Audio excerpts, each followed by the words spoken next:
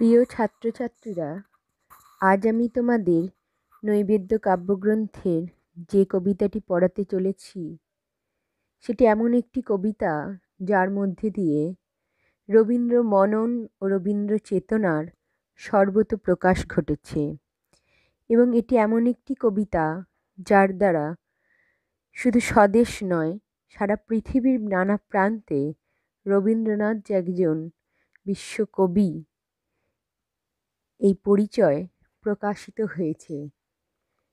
আজকের কবিতাটি হল নৈবেদ্য কাব্যগ্রন্থের ৭২ সংখ্যক কবিতা চিত্ত যেথা ভয় শূন্য। এই কবিতায় এই একটি কবিতার মধ্যে দিয়েই অনেকেই রবীন্দ্রনাথকে চেনেন। এই যে কবিতাটি কতখানি যে গুরুত্বপূর্ণ সেটা কবিতার বিষয়বস্তু বিশ্লেষণ করলে আমরা বুঝতে পারি এবং এখানে রবীন্দ্র ভাবনার কোন কোন দিকগুলি প্রকাশিত হয়েছে সেটাও আমাদের কাছে স্পষ্ট হয়। আসলে নৈবেদ্য কাব্যগ্রন্থের যে স্তোত্রধর্মী কবিতাগুলি রয়েছে তার মধ্যে ৩টি স্তর লক্ষ্য করা যায়। তার প্রথম স্তরে রয়েছে কবির ব্যক্তিগত প্রার্থনা, যেখানে কবি নিজ আত্মার উদার মুক্ত নির্ভীক উদ্বোধন কামনা করেছেন জীবন দেবতার কাছে। দ্বিতীয় স্তরে রয়েছে আন্তর্জাতিক রাজনীতির প্রেক্ষাপট, যেখানে ধনতান্ত্রিক সাম্রাজ্যবাদী দেশগুলির আগ্রাসী দর্পিত শক্তিকে কবি উচ্চস্বরে ধিক্কার জানিয়েছেন। আর তৃতীয় স্তরের কবিতাগুলিতে ভারতাত্মার উদ্বোধনের আকাঙ্ক্ষা, স্বদেশ তথা স্বদেশবাসীর এক বলিষ্ঠ দৃঢ় প্রত্যয় রূপই প্রকাশিত হয়েছে। আলোচ্য কবিতাটিতে রবীন্দ্রনাথের ভক্তিপ্রাণতা, চিত্তের ঈশ্বর অভিমুখীনতার প্রকাশ ঘটেছে। বিশ্ব ঈশ্বর বলতে রবীন্দ্রনাথ কোনো বিশেষ ধর্ম সম্প্রদায়গত ঈশ্বরের কথা বলেননি। তার ঈশ্বর হলেন মানব ইতিহাসের চৈতন্য শক্তি, যার দ্বারা সমাজ, সভ্যতা, সংস্কৃতি নিয়ন্ত্রিত হয়। সর্বমানবিক কল্যাণের সমুন্নত আদর্শই রবীন্দ্র জীবন ও কাব্য সাধনার লক্ষ্য বলে তার ভাবনাকে একটি বিশেষ ধর্ম সম্প্রদায় কেন্দ্রিক আমরা কখনোই বলতে পারি না। এই কবিতায় রবীন্দ্রনাথ ঈশ্বরকে পিতা রূপে সম্বোধন করেছেন। তিনি সেই পরম পিতা, সেই বিশ্ব জগৎ শক্তি, তিনি সর্বমানবের অধিনায়ক, তিনি সর্বকালের সর্বশক্তির ধারক।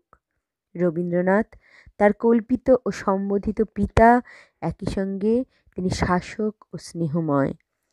সেই শাসক ও স্নেহময় পিতার কাছে, ভারতবর্ষের ইতিহাসের কাছে, চৈতন্য নিয়ন্ত্রী শক্তির কাছে রবীন্দ্রনাথের প্রার্থনা ধ্বনিত হয়েছে আপন স্বদেশ ভূমির জন্য। চিত্ত যদি ভয়শূন্য হয় তবেই মানুষ নানা কর্মে অগ্রসর হয়ে সার্থকতা অর্জন করতে পারে। নানা ধর্মীয় মানুষ সমাজে শৃঙ্খলিত বলে তারা চিত্ত সংকুচিত হয়ে ওঠে, ফলে মানব জীবনের বিকাশ নানা কারণে বাধাপ্রাপ্ত হয়। তাই কবি কল্পনা করেছেন এমন এক জগতের যেখানে জ্ঞান চর্চার মাধ্যমে মানব চিত্তের ও ব্যক্তিত্বের যথাযথ বিকাশ ঘটে। মানুষ যেখানে সংকীর্ণ আত্মাভিমানের দ্বারা খণ্ডিত নয়। সংকীর্ণ স্বদেশবোধ কোনো জাতিগত কল্যাণ সাধিত করতে পারে না। জ্ঞান বিজ্ঞানের চর্চাও সীমাবদ্ধ হওয়া উচিত নয়। জাতীয় আন্তর্জাতিকতার চেতনায় সমৃদ্ধ হয়ে উঠতে হবে একই সঙ্গে। মানুষ যদি সংস্কারেই আবদ্ধ থাকে তাহলে তো তার বিচার শক্তি বিনষ্ট হবে। অর্থহীন তুচ্ছ আচারের মরুবালু তাকে ঘিরে ফেলবে, তার যুক্তি তর্ক সব কিছু গ্রাস করে ফেলবে। মানব জীবন হতে হবে নদীর মতো গতিশীল। গতি হারালে নদী যেমন স্রোতহীন হয়ে পড়ে, তাতে শ্যাওলা জমে, ঠিক তেমনই মানুষ যদি তার যুক্তি, বুদ্ধি, বিচারের ক্ষমতা হারিয়ে ফেলে তাহলে আচার সর্বস্বতা, সংকীর্ণতার শ্যাওলা তাকে গ্রাস করে ফেলবে, তাকে কর্মশক্তিহীন জড় বস্তুতে পরিণত করবে। জাতির জীবনে সংস্কার যদি প্রধান হয় তবে তো তার আত্মিক অপমৃত্যু ঘটবেই। এই সত্যই রবীন্দ্রনাথ বারবার নৈবেদ্য কাব্যগ্রন্থের কবিতাগুলির মধ্যে দিয়ে তুলে ধরতে চেয়েছেন, যার সর্বত প্রকাশ ঘটেছে এই কবিতার মধ্যে। রবীন্দ্রনাথ তাই জনগণ মন ভারত ভাগ্য বিধাতাকে স্নেহময় পিতা ও শাসক রূপে আবির্ভূত হওয়ার জন্য প্রার্থনা জানিয়েছেন। ভারতবর্ষকে তিনি সেই উন্নত মহান সমুচ্চ আদর্শবোধে জীবনবোধে সমুন্নত করার জন্য প্রার্থনা করেছেন। তার স্বদেশ ভূমিকে অখণ্ড বৃহৎ মনুষ্যত্বের ভূমি এবং মানুষকে মানুষের সাধনায় ব্রতী হতে বলেছেন, মানুষের ভালো কল্যাণের সাধনায় ব্রতী হওয়ার জন্য আহ্বান জানিয়েছেন এবং বিশ্বপিতার কাছেও তিনি সেই একই প্রার্থনা উচ্চারণ করেছেন। শুধু নৈবেদ্য কাব্যগ্রন্থের যে এই কবিতাতেই নয়, অন্য আরও অনেক কবিতা আছে যেখানেও রবীন্দ্রনাথের এই ঋষি দৃষ্টি প্রকাশিত হয়েছে। জড়তামুক্ত প্রাণের আলোকিত উদ্ভাস এবং সেই মহাব্রতে ভারতকে দীক্ষিত করার মহৎ ভাবনা প্রকাশিত হয়েছে। এই কবিতাটি আমি এবার তোমাদের পংক্তি ধরে আমি বুঝিয়ে দিচ্ছি। চিত্ত যেথা ভয় শূন্য, উচ্চ যেথা শির। অর্থাৎ মনকে কীরকম রাখতে হবে আমাদের? ভয়হীন, মাথা রাখতে হবে উঁচু।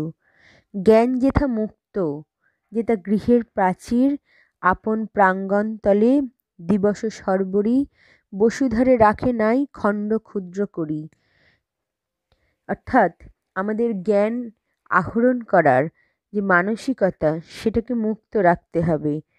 সেখানে কখনোই কোনো বাধা সৃষ্টি করলে হবে না, কখনোই এটা ভাবলে হবে না যে আমি যা বুঝছি, আমি যা জানি সেটুকুই ঠিক।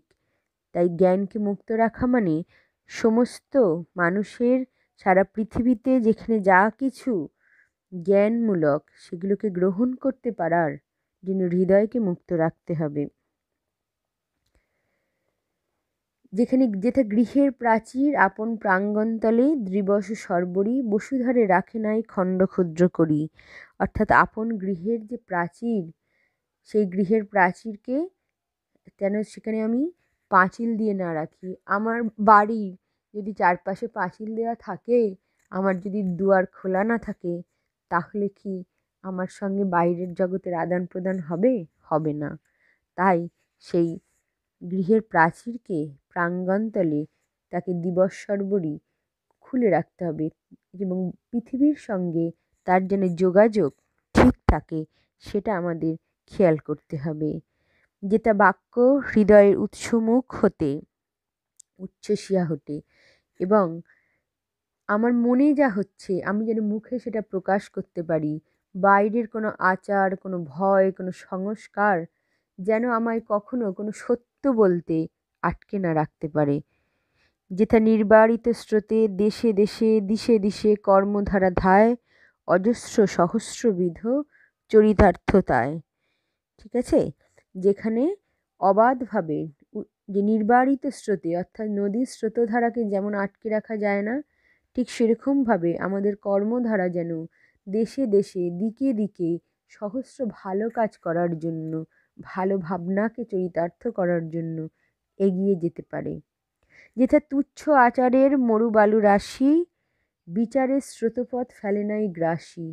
অর্থাৎ তুচ্ছ যে আচার, যে সংস্কার আমাদের কোনো উন্নতি সাধন করে না, শুধু পদে পদে বাধা সৃষ্টি করে, সেরকম তুচ্ছ আচারের মরুবালু রাশি যেন আমাদের বিচারকে, বিচার শক্তিকে যেন গ্রাস করে না ফেলে।